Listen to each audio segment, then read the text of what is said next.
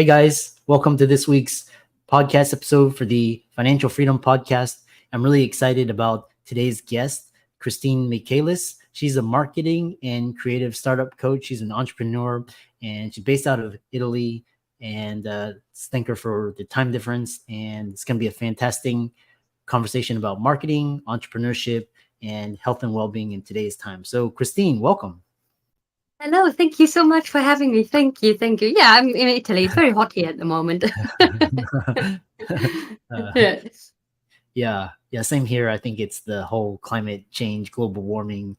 Tell the audience about your background, your story, how you got started, and we'll jump right into it. Yes, of course. So I'm Christine, like you said.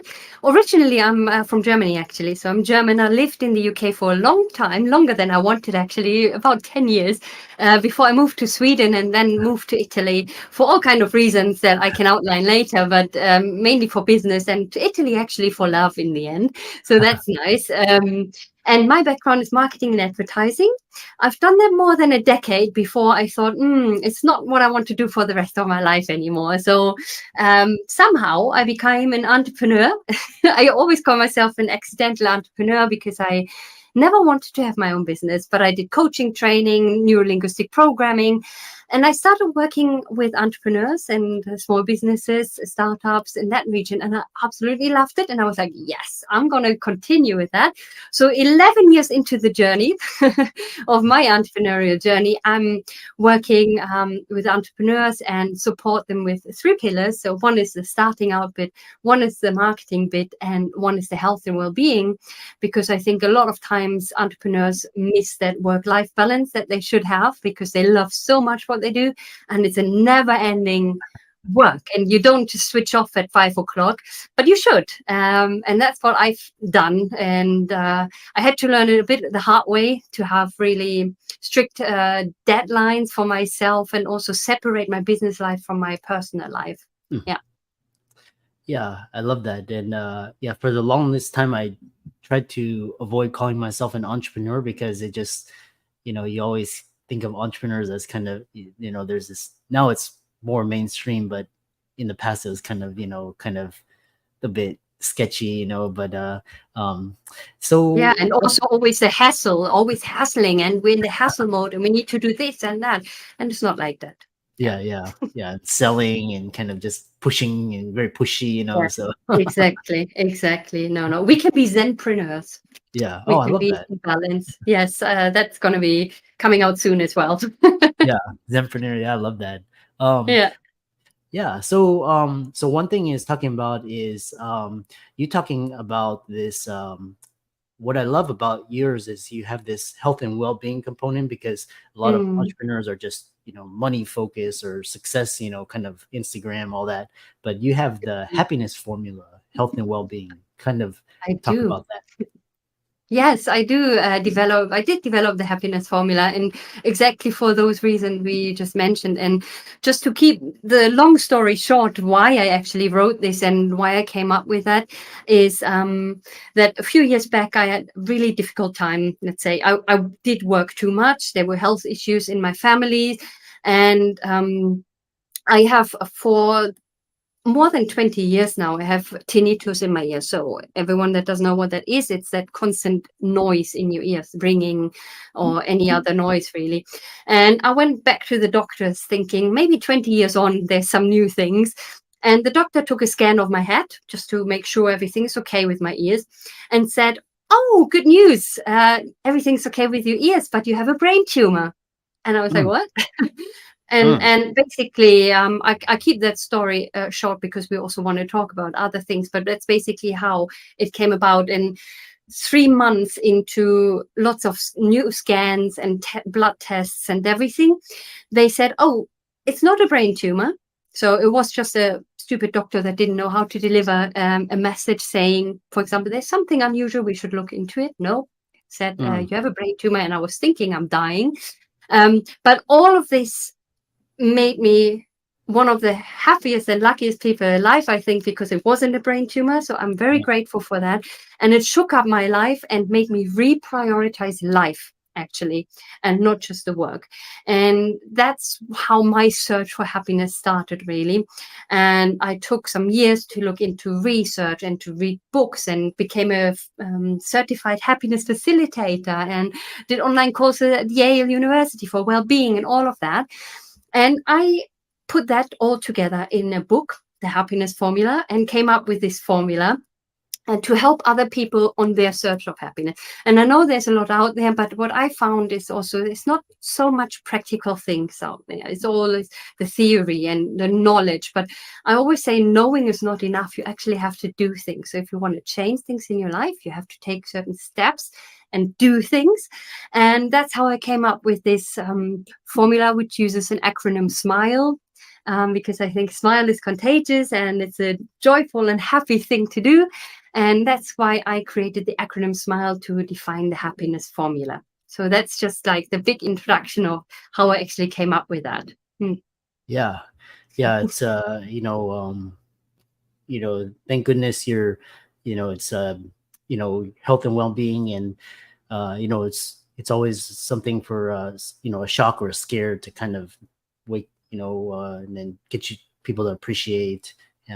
So yeah, that's, and I love that. And basically entrepreneurship is about creating a lifestyle for you and for providing value. A lot of people think it's, to take a company public, or, these kind of external things. But one thing is talking about is also this, this idea of, you talk about, you actually have quite extensive, and a lot of entrepreneurs struggle with getting everything done. And you wrote a book, which I'm going to check out a little bit later, the productivity formula. What is that?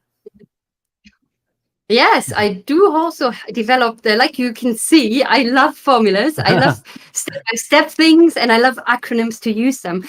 And every person that knows me, worked with me, or even friends and family, they always say, you're the most productive person that I know. And how do you get everything done? And you stop working at 5.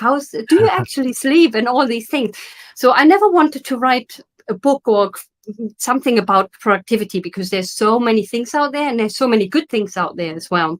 But again, very practical. I always have this practical approach. Okay, here's the things that you can do. So this is when I came up with the productivity formula, which uses another acronym, which is output, that guides people step by step through basically observing themselves, understanding who they are and how they actually work. Because I think it's really important to know first how you work before you can actually change something or improve something. So if you want to get more productive, you need to know why you're not as productive as you can be. And this would be basically the first part. Then I also think we need to understand what motivates us. So that would be the U in output, unbox your motivation. So you need to know what's actually motivating me in life, what's motivating me for a specific task, and not just in general what the outcome will be, but the language that you're using as well, so that you can actually influence yourself to motivate yourself and put things into place to be motivated. And then we look into distractions. So what's distracting you? Tackling your distractions, because that's different for everyone, but there's a lot out there. We all know a lot of social media is made to keep you hooked. And even if you think, oh, I'm just going to check for a moment, 3 hours later and lots of kitten and turtle videos later, you procrastinated work actually. So that's another thing. And then we look into having the right mindset, programming your mind, of being really set up for productivity, for actually being productive. And then looking into tools that are out there, because there's so many tools out there that you can use. And that's technology, but there's also offline tools, let's say, that you can use. And then the last bit in that productivity formula is all about to be continued. So how do you stay productive and not just have this one, okay, I did that now and now I'm productive for one day and then it goes down again. So that's the productivity formula. Yeah, I love that. And the other question is, you talk about these giving entrepreneurs a structure for those that struggle with their marketing and don't have a lot of money to spend.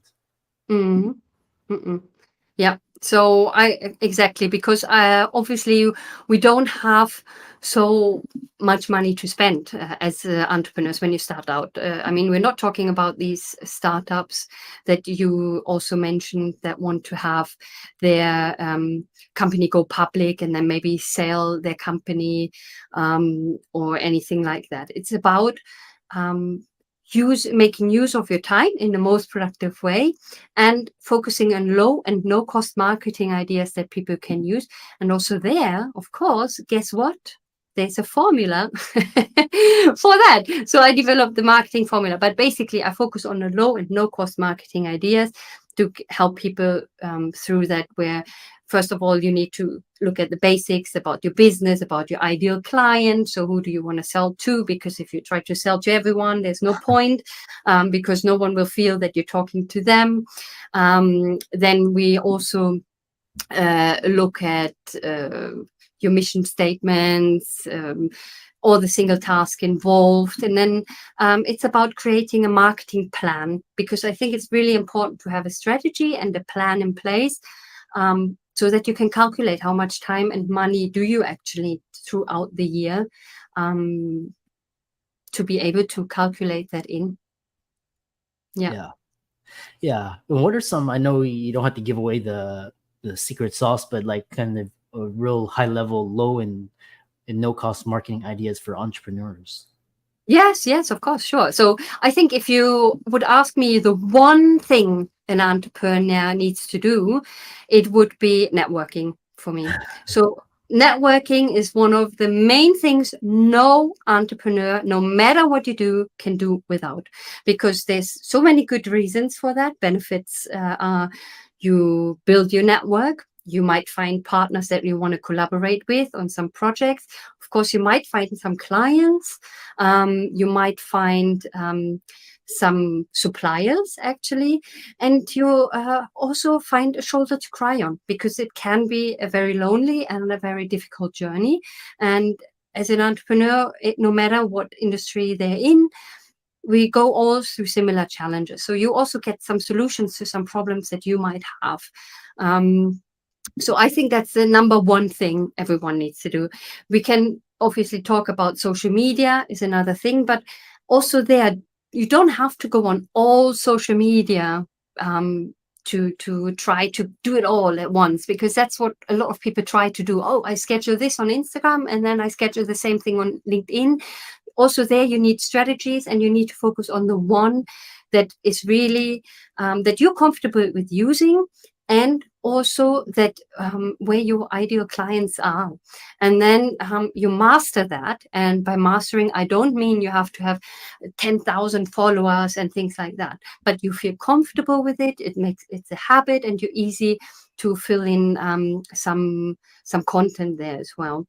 One thing I think that's also really important is collaborations and partnerships. So when you find through networking, for example, some potential partners, then you can create programs together. So I created, for example, a lot of life trainings with other people together. And you tap into the other person's network and the other person into your network. So it's a combined power, really. And I think that's really important. And that's why I say networking is so important. And then maybe one thing that a lot of people don't do is referral schemes or affiliate links or something like that multiply what you're doing, because then other people will do the work for you to get you new clients, depending on what you're doing. So these would be like the high level top things that you would need to do, but there's so many more that people can do, really. Yeah. For the entrepreneurs, a lot of them are just starting some of them have taken the leap, and then so what's your advice for someone just starting their entrepreneurial journey, and how can you encourage them when they've experienced failures and setbacks, and you had to give up on ideas before? So yes, so the first thing is you need to, and most entrepreneurs have that actually, but you need to have this flexible mindset. Okay, you need to be flexible because the market is changing constantly. There's things that you will not be able to influence, and there's things that influence your business that you don't have control over. I mean, if we look at the pandemic, there's so many things that happen, and everyone had to change their business around and see how things work. So that's just one example that recently obviously happened.